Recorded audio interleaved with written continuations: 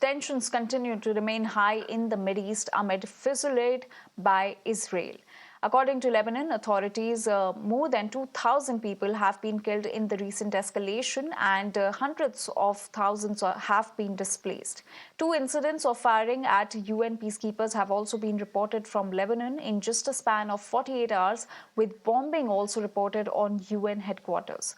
In its defense, Israel has said that it had already instructed the UN personnel to move to protected spaces. Meanwhile, United States President Joe Biden has urged restraint, asking it to stop firing on peacekeepers. This is one of the most safest places. Why I'm saying safest place? Several meters underground. That means none of the projectiles, rocket or missile fired from Hezbollah can reach. Even if they reach, they will not be able to create any kind of a damage. And this is the place where from they can ensure safety for each and every citizen of Haifa. Look at this screen, the big screen. This is the Haifa, when we talk about Haifa, the 3rd largest city in Israel after Jerusalem and Tel Aviv.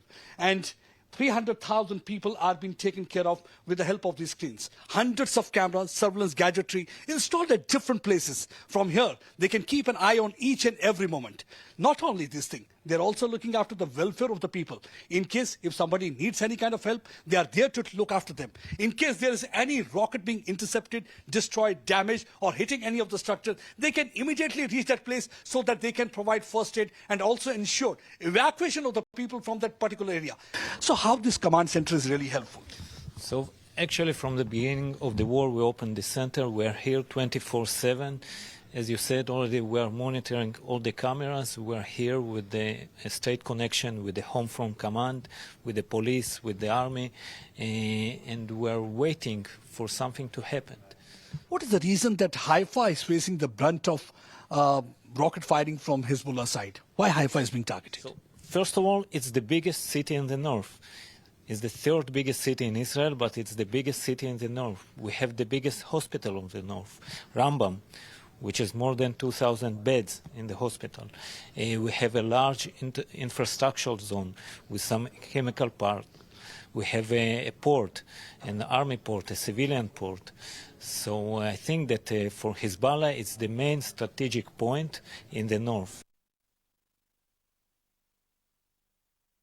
In the last 48 hours, 4 of UN peacekeepers have been injured. On Thursday, 2 Indonesian peacekeepers were injured, and yesterday we saw that 2 peacekeepers from Sri Lanka were also injured because of firing from the Israeli forces. They were deployed in one of the observation posts when Merkava tank opened fire, because of which 2 fell down, and they were immediately evacuated to hospital. That's one of the reasons that everybody right now is expressing concern, and they want that Israeli forces need to show kind of a restraint and also to ensure that the UN peacekeepers are not targeted. Blue line area is basically a border recognized between Lebanon and Israel by United Nations. On one side, it's the northern side is the Litany River.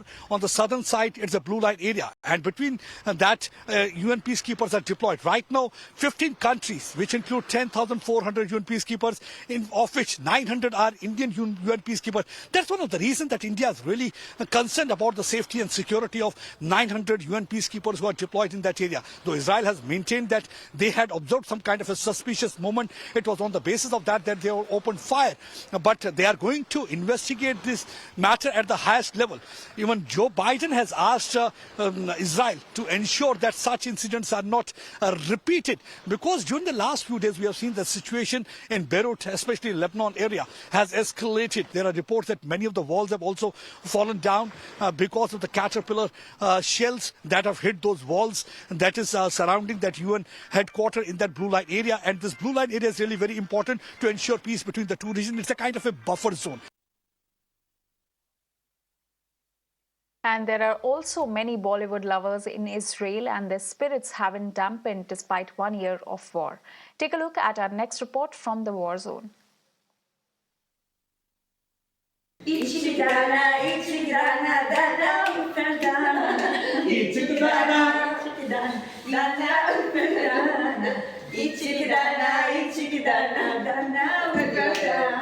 also come